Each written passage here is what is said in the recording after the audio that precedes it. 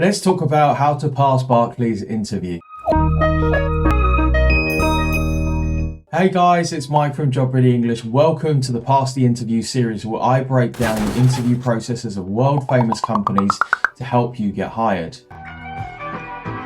Today we're going to be talking about Barclays, and if there's other companies and interviews that you'd like us to cover, drop a comment down below and we'll be sure to get around to it. So this is actually a remake of an old video, and we went back and had a look at it and just thought it could be better and it could be even more useful and helpful to you. Oh my God! Wow! If you feel like you've seen one of us talking about Barclays before. Barclays was ranked number 15 in the Times Top 100 Graduate Employers in 2020-2021, and they expected to hire over 500 graduates. They can actually link their history all the way back until 1690, and they have been innovators in the UK banking industry. For example, they were the first company to release a cash machine in 1967, and also the first company to release a debit card in 1987. And in the year 2020, they reported a full year profit of just over £1.5 billion, which, though it was down 39%, was beyond analysts' expectations. Wow.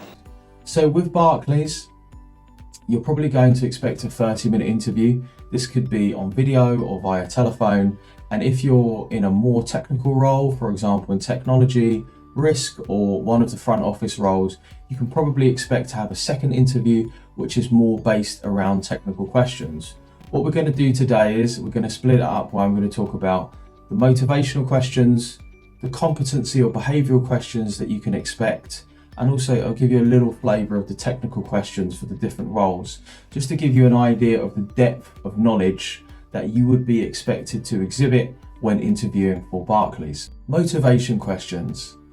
Now, any of our return viewers who have watched now many of the other Pass the Interview video series will know that I always talk about the importance of being prepared for motivational questions, which is namely the three whys. Why this company? Why this role? And why you? So if you want to know more about this and how I would actually go through and answer each of these questions, then be sure to check out our free Skillshare course, which is the Pass the Interview course. It's got almost 2 hours worth of material, and you can take it for free on Skillshare with a 14-day free trial. And you can click that in the link down below. So I want to talk to you briefly, first of all, about how to prepare an answer for why this company. What you want to think about here is just something super simple. We want to get together 5 key facts that we couldn't say about any other bank, any other company, and also make sure that those facts are both well researched and also important to you. For example, recently I was talking to a client and she said to me, these are some facts that I actually feel like I'm just reading out a list and they don't really resonate with me and who I am. And I said to her, that's cool. Why don't you look about stuff that's to do with corporate social responsibility, or that particular company's ongoing strategy to include more women and more people from different races in gender and diversity policies. And she had a much better answer. So something to really think about with these facts is talk about facts that interest you and that you feel like you could really speak more about if you were given the opportunity. And the type of length of answer that you're aiming for is about 2 minutes, which is roughly about 200 to 250 words. If it's typed out, that's a good length of an answer. And you'll find that if you type out 200 words, you'll probably take about 90 seconds to 2 minutes to give the answer. Of course, it depends on how fast you speak. So let's talk about why this role. This is a two-parter. So you want to remember that first of all, you want to explain what you're going to be doing. So for example, if somebody said to me, why do you want to work as a cashier at McDonald's? The first thing that I'd say is, well, as a cashier, I'd be expected to give the very best impression of McDonald's and our great service, and also a good attitude as I'm serving customers in a high-paced environment, relaying those orders back to the back of house staff and making sure that customers' orders are dealt with swiftly and also correctly if they've got any special dietary requirements or needs. The second part of that question would be thinking about the skills that you need for that role. So for example, again, working as a cashier, well, I'd need to be numerate, personable, have the ability to work under pressure, be fast on my feet, be adaptable, be flexible, and have the ability to resolve conflict. And in the second half of that answer, I would maybe pick out 2 or 3 of those skills, and I would basically turn around and say, well, this is where I have done that before. This is where I have demonstrated those skills. Just a really quick way, actually, when I worked as a waiter in a cafe, I was really used to working under pressure, particularly on a Saturday morning when we get a rush of people in to have a fried breakfast together, for example. So that's dealing with the 2 why questions. For the why you question, we'll stick a card up there where you can go and learn where I talk more about personal introduction and tell me about yourself. So, moving on. Let's talk about competency questions. Barclays has 5 core values: respect, integrity, service, excellence, and stewardship. And Barclays actually makes quite a big deal of relating questions back to those core values. Give me a time when you've demonstrated your core values. How do your values align with our values? So this is really something to take note of. So there are a couple of reference links down in the description below that you can use to give it a click and go and have a bit more of a read for yourself. But you should really think about those values. And what I would say to you is that even before you start preparing for individual questions, it would be a great idea to prepare 2 or 3 examples which you feel demonstrate those core values, because I guarantee you they're going to come up and you're going to find it really good that you can have those examples to hand to use. So let's look at a couple of other competency questions, what they are, how we would answer them, and why we'd answer them like that. Tell us about a time when you resolved a conflict in the workplace. Okay, so people fall out, people have differences. This is definitely a question that I see come up a lot for front and middle office roles, because you're dealing in a highly pressurized and charged environment where sometimes there can be some conflict, there can be some disagreement. So why are they asking you this question? Just like all competency questions, it's because we expect you to be able to demonstrate this skill or to come across this workplace situation and what you're doing. How would we answer that? Well, we would use a star format answer. You can learn more about that in the Pass the Interview Skillshare course with the description down in the link below. And we would give an example. When talking about resolving conflict, it's really important to identify the conflict, isolate the individual, seek to resolve it amicably, and see if you can always be moving towards the goal or the direction of travel that you're going in. So resolving conflict is really, first of all, it's about listening. Secondly, it's about the absence of shame. And thirdly, it's about moving towards some form of resolution. And I think a lot of the examples that I hear are generally based around group work that students are doing at university, where they may have fallen out with one member, or there may be a conflict that you have observed and then tried to resolve as a third party. Give me an example when you have exemplified our values. So we just talked about Barclays' 5 core values.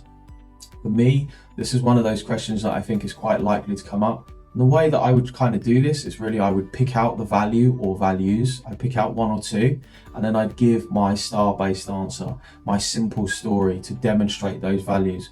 What I probably wouldn't try to do is try and pick an example that hits all of those values, because you're probably going to find it quite difficult. And for me, if you overcomplicate it, you're much less likely to be able to execute that well.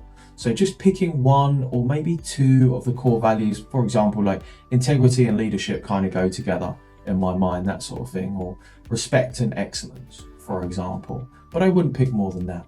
Explain a time when you solved a problem. Now, working in a bank, particularly wherever you are, which is, again, a fast-paced environment, we're expected to solve problems on a daily basis. This is a really good example for the interviewer to see your logical process through going through the problem. A couple of things to think about with this question. For example, what is the problem? How have you identified the problem? How have you gained information about that problem? Have you sought help from other people? How have you put together a strategy, a plan of the what to do to how to solve that problem? And how did you manage to get to the answer, the solution? And was it a good solution? And finally, when have you worked above and beyond expectations? Now, this for me is really trying to exemplify the value of stewardship, and something that you'll find come up with quite a few different companies, which is this idea of exceptional customer service, or going above and beyond what the customer expects of you. I think anybody who's worked in a service role will really understand this quite well. Certainly if you've ever had to serve people food or serve them in a restaurant or work in a supermarket and something like that. And there's always going to be times where somebody has asked for you for your help and you've gone above and beyond to demonstrate this. And really, for me, the example is not particularly important. What's important is that you understand the fact that a person has asked you A and you have probably given them A plus B. I can remember a recent example that one of our clients gave to us was about somebody who'd come into the bank. She was working as a customer advisor and he wanted to draw out a large sum of cash because he was going on holiday. He was an older gentleman and he didn't actually understand the fact that over a certain amount of money, you had to kind of put in a special request because the bank may not have that cash on hand. So the cashier has said no to the gentleman in question. He's become very upset. So she took the time to take him into a private room, make sure that he's okay, explain the situation, speak to the manager, see if they could maybe get some cash from another bank or if they could allow some special dispensation, which they did, and the customer was really happy. So that's just a kind of flavour of the sort of way that you can go above and beyond and exceed a customer's or a client's expectation. So finally, I just wanted to talk to you about 3 different technical questions, not because I'm going to give you the answer, because probably they're all a little bit beyond me, but I find that technical questions and getting examples is really important because you understand the level and depth of knowledge that is required. I've worked with clients before and they said, well, do I need to revise a module? Do I need to revise my syllabus? What should I do? And generally the answer is no, because ultimately it's trying to weed out those people who may be more opportunistic in nature. Maybe they're attracted by the money in the role, but they don't really understand what they're going to be doing. So a few examples are a software engineer being asked, how would you find a bug in your code? A pricing analyst being asked, tell me about pricing increases in the insurance industry. Or a sales and trading analyst being asked, tell me about a trade idea. Just on a final note, I can't tell you about the amount of times that I've dealt with people who want to work in the front office. My first question has been to them, oh, tell me about a stock that you're really excited about. And they can't give me an answer. And really, it's something to think about when preparing for these technical questions and just making sure that you have an understanding of the role and what they're laying out in the job description. And guys, there you have it. That was the breakdown for how to pass Barclays interview. I hope you've enjoyed this video. If you have, please, if you can hit like, drop us a comment with a thumbs up and subscribe to the channel. I would really appreciate it. And also let us know what video you want us to do next. Good luck.